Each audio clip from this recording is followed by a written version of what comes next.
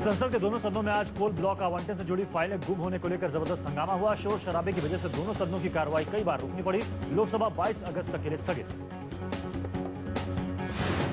विपक्ष की नेता सुषमा स्वराज ने सदन में कोयला ब्लॉक आवंटन फाइल गुम होने का मामला पूरे जोर शोर से उठाया। कहा, प्रधानमंत्री बताएं कैसे गायब हुई कोयला घोटाले की फाइलें। सदन में आए और ये कोयले की फाइलें कहाँ गायब हुई हैं, कैसे गायब हुई हैं, इसके बारे में सदन को आश्वस्त करें। सुषमा की दो टूक सरकार बताए फाइलें गुम होने के मामले का जिम्मेदार कौन है। पीएम से सदन में बयान देने की मांग। 147 फाइलें जिसमें एप्लीकेशंस हैं और हर फाइल में कोई ना कोई कांग्रेस का बड़ा आदमी इसमें शामिल है, वो फाइलें गायब हुई हैं। कोलगेट फाइलों पर कोयला मंत्री श्री प्रकाश जायसवाल की सफाई। कहा, अगर मैं इस मामले में दोषी साबित हुआ तो सजा के लिए तैयार हूं। सरकार ने आज फूड बिल पर बहस मुकर्रर की थी, लेकिन बीजेपी ने रुपए की गिरती हालत, 84 कोसी यात्रा की इजाजत न मिलने और कोयला घोटाले से जुड़ी फाइलें गायब होने को लेकर सदन में चर्चा की मांग की।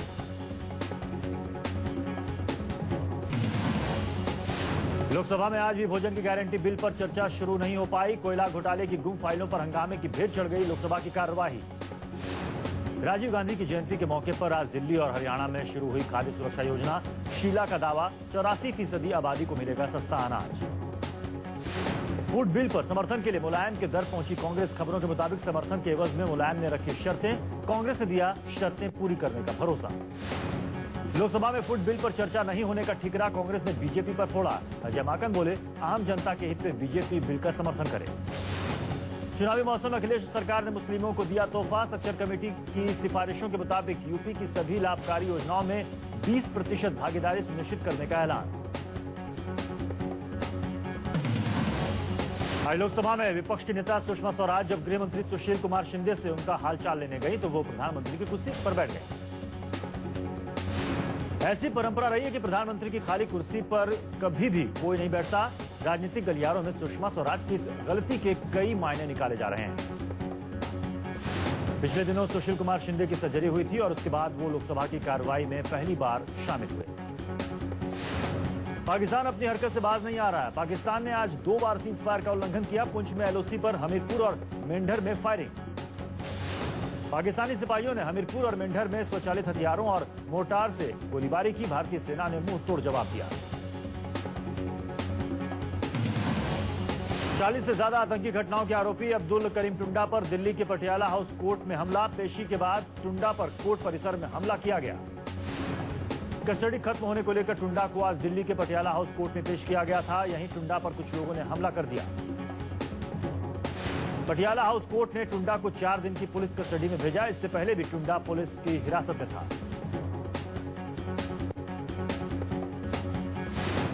आतंकी टुंडा के तार खालिस्तानी आतंकियों से भी जुड़े रहे हैं। बब्बर खालसा इंटरनेशनल के कमांडर वाधवा सिंह के साथ मिलकर टुंडा ने रची थी धमाके की साजिश। इससे पहले टुंडा ने खुलासा किया था कि पाकिस्तानी खुफिया एजेंसी आईएसआई के पूर्व चीफ हामिद गुल से भी उसके रिश्ते रहे हैं। उसका बांग्लादेश और नेपाल में बहुत अच्छा नेटवर्क है। इसी वजह से आईएसआई भी उसकी मदद देती थी। डॉलर के मुकाबले रुपया का कमजोर होना लगातार जारी है। आज डॉलर की तुलना में रुपया 62 पैसे की गिरावट के साथ 64 के पार चला गया।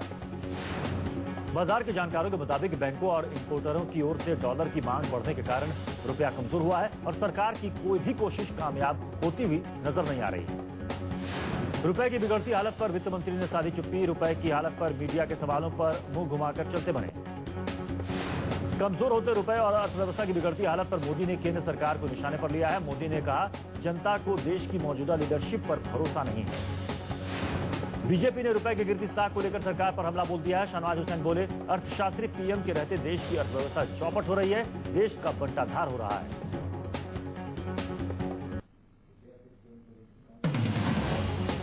लोकसभा चुनाव की आहट के साथ ही अयोध्या में एक बार फिर सरगर्मी तेज हो गई है। नए बखेड़े की वजह से वीएचपी की 14 कोसी पदयात्रा को यूपी सरकार ने रोक दिया है।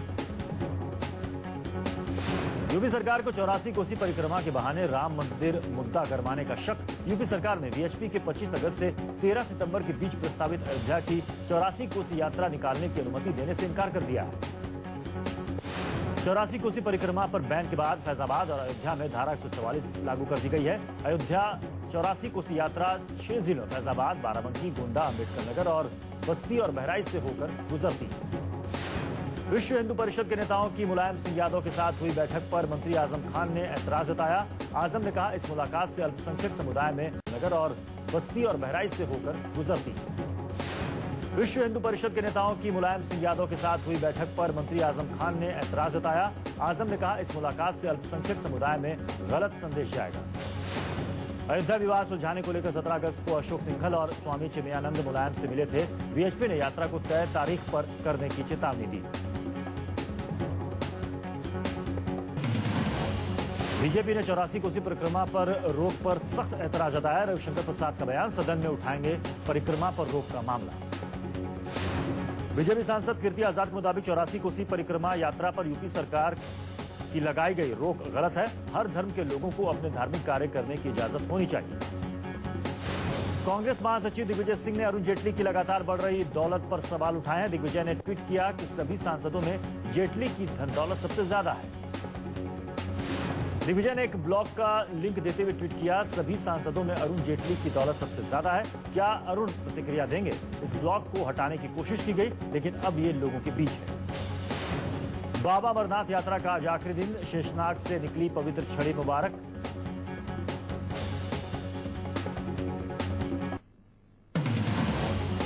महाराष्ट्र के बड़े समाजसेवी और अंधश्रद्धा निर्मूलन समिति के नेता नरेंद्र दाभोलकर की गोली मारकर हत्या कर दी गई। दाभोलकर को पुणे के ओंकारेश्वर मंदिर के पास गोली मारी गई। दाभोलकर की हत्या के बाद महाराष्ट्र पुलिस पर उठे सवाल। महाराष्ट्र के गृह मंत्री आर पाटिल ने सख्त कार्रवाई की बात कही है। कत्ल के बारे में सुराग देने वाले को 10 लाख इनाम का ऐलान। दिल्ली में बीते 2 दिनों में 7 लोगों की हत्या कर दी गई। बीती रात रानीबाग इलाके में हरियाणा सरकार के रिटायर्ड अधिकारी की गोली मारकर हत्या कर दी गई। 82 दिन से लापता तेलुगु एक्ट्रेस साई सिरीशा सामने आई। कहा, सौतेले पिता की वजह से घर से भाग गई थी एक्ट्रेस। पिता पर आरोपों की बारिश। तेलुगु फिल्मों की हिट एक्ट्रेस साई सिरीशा मई के अंतिम हफ्ते से लापता थी। एक्ट्रेस के पिता एन प्रसाद राव ने उसके लापता होने की रिपोर्ट दर्ज करवाई थी।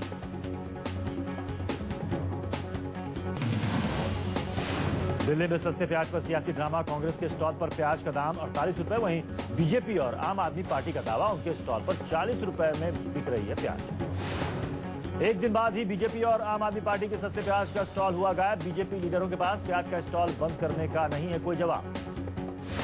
दिल्ली की सीएम शीला ने प्याज पर बीजेपी की सियासत पर तंज कसा। कहा, सस्ते प्याज के नाम पर बीजेपी राजनीति चमकाने की कोशिश में जुटी है।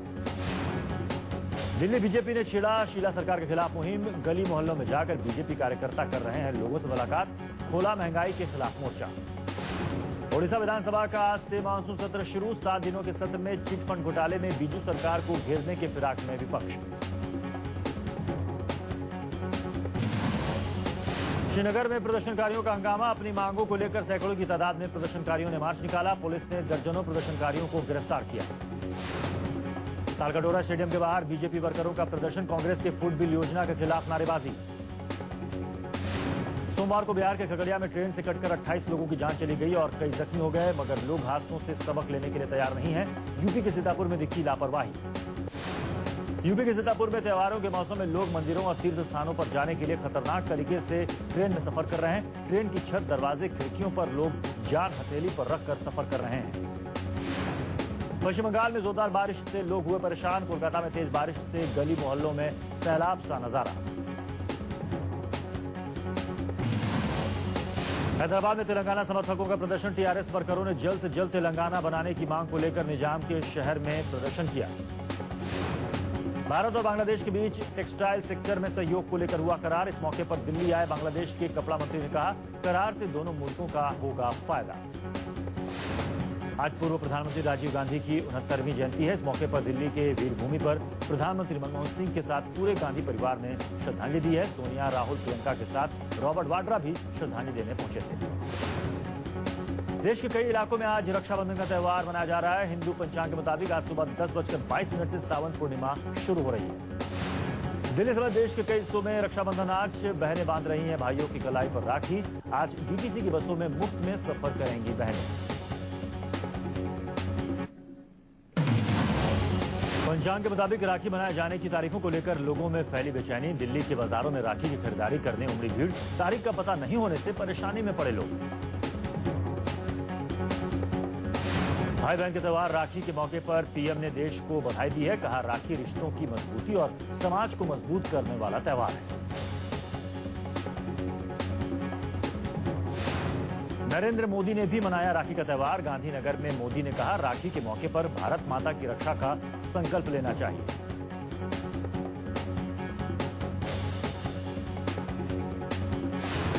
गोरखपुर के एसएसबी कैंप में भी मनाया गया राखी का त्योहार। जवानों को छात्राओं ने बांधी राखी।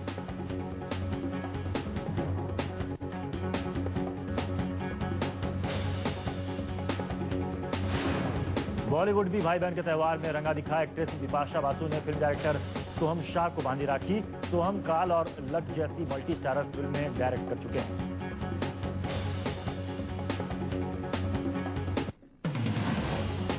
सरकार ने विदेश से फ्लैट स्क्रीन टेलीविजन के ड्यूटी फ्री इंपोर्ट पर बैन लगा दिया। यह कदम गिरती भारतीय मुद्रा को थामने के लिए उठाया गया है। फ्लैट टीवी इंपोर्ट का नोटिफिकेशन जारी। एलसीडी, एलईडी, प्लाज्मा टेलीविजन के आयात की अनुमति रद्द। ये रोक 26 अगस्त से लागू होगा।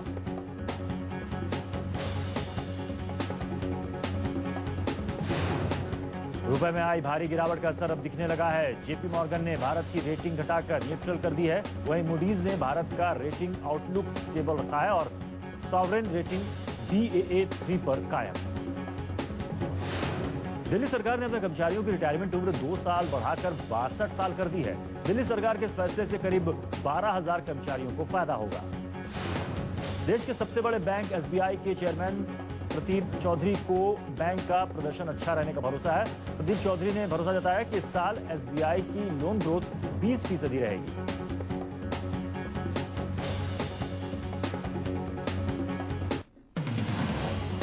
जापान का कागोशिमा शहर साकुजिमा ज्वालामुखी फटने से धुएं और राख से ढक गया है। पूरे शहर में राख की मोटी परत जमा हो गई है। दिन में अंधेरा छा गया है।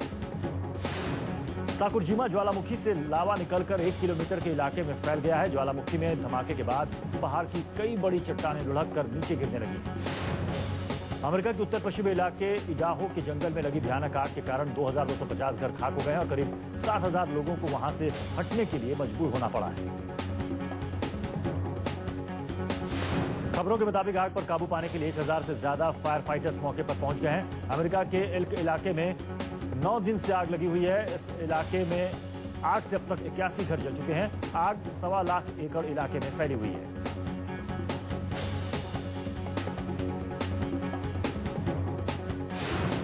अमेरिका के बेवर क्रीक के जंगल में लगी आग तेजी के साथ फैल रही है और इससे ऐतिहासिक हैली कस्बे को खतरा पैदा हो गया। करीब 60,000 लोगों को महफूज जगहों पर पहुंचाया गया है।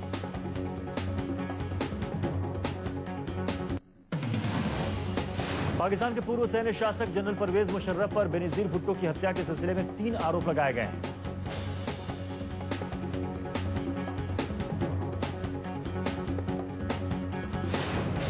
साल 1999 से 2008 तक राष्ट्रपति रहे परवेज मुशर्रफ को दूसरी बार इस मामले में समन दिया गया है। इससे पहले उन्हें बेनजीर भुट्टो की हत्या के सिलसिले में दिसंबर 2007 में साजिश रचने और हत्या के आरोपों में कोर्ट बुलाया गया था।